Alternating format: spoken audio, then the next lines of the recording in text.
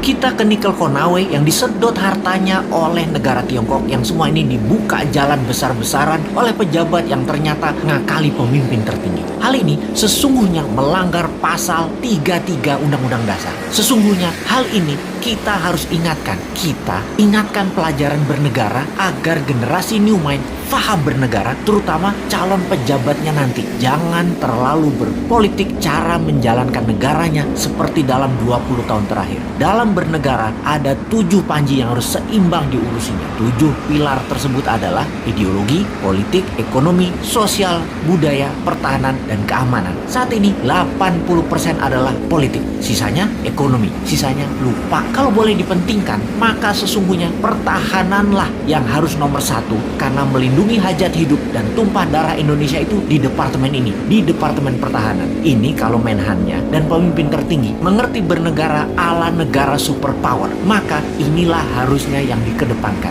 Sayang yang sekarang belum menunjukkan hal itu. Pandemi ini masalah kesehatan, iya benar. Tapi kalau melumpuhkan ekonomi dan membuat negara lain menyerang kita dengan berita-berita mengerikan tentang COVID di Indonesia, dan pemerintah saat ini tidak mengcounternya, ini menunjukkan lemahnya hubungan internasional dan pertahanan luar negeri Indonesia. Tidak ada counter propaganda di luar negerinya. Berita Indonesia demikian parahnya di luar negeri. Seakan pandemi di Indonesia itu paling parah, lebih parah dari India yang memapar hampir 30% manusia di India. Sementara di Indonesia itu hanya 10%-nya India, tapi citranya di luar negeri lebih parah. Itu saja contoh bagaimana bernegara Indonesia itu jago kandang, dan ini berbahaya. Itu nanti oleh New Mind tidak boleh terjadi lagi. Represif menekan itu jangan ke rakyat, tapi negara lain yang merugikan kita itu yang ditekan. Kembali ke negara berdaulat dan pejabatnya paham bernegara, maka setiap langkah harus menguntungkan masyarakat adalah wajib, serta melindungi tumpah darah Indonesia itu adalah wajib. Lalu kita semua tahu apa yang namanya nation interest. Setiap negara punya tujuan bernegaranya.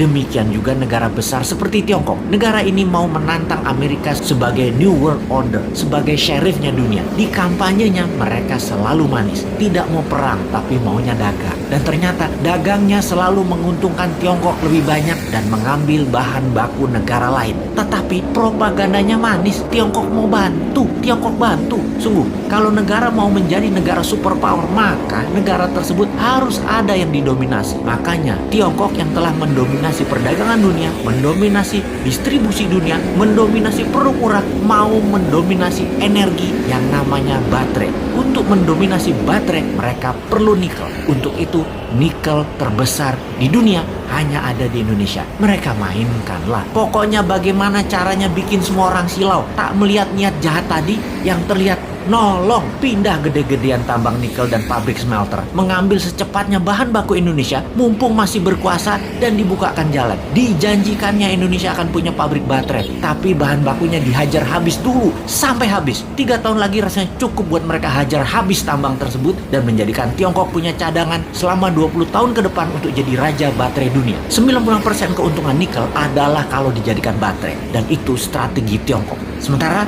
kita dapat taiknya Tiongkok. Sudah sejak 4 tahun lalu kita berjuang mengingatkan bahayanya tambang nikel di Sulawesi karena tidak menghasilkan keuntungan apapun buat Indonesia, atau kurang menghasilkan keuntungan buat Indonesia. Buktinya kita masih ngutang bernegaranya. Sementara kalau nikel jadi baterai tanpa asing, maka hutang plus tidak ngutang lagi adalah sebuah kepastian. Oh lupa, doktrin di kepala para pejabat Indonesia saat ini kan Indonesia tidak mampu berdiri sendiri tanpa asing. Wahai pejabat, realistiklah. Kalau nikel tambangnya membuat kita kaya, saat ini kita nggak ngutang lagi sekarang. Tetapi mengapa masih ngutang? Mengapa masih naikin pajak? Pejabat tertinggi, sadarlah. Pejabat-pejabat tadi berlindung di balik kebaikan Anda. Namun sesungguhnya kebijakan mereka membahayakan Indonesia, anak cucu Anda, dan anak cucu kita.